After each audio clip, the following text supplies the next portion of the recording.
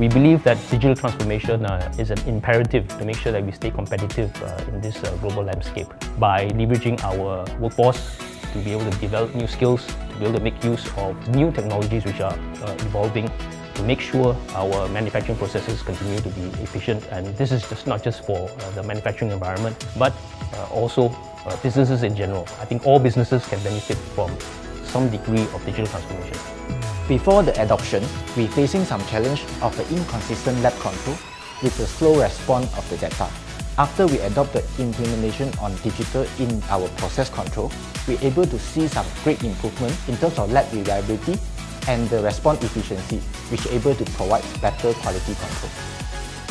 The important things that we need to understand is that there's a lot of technology out there which can be applied to the manufacturing environment. If you pilot something, from there, once you have capability, you will know what's the next step to take.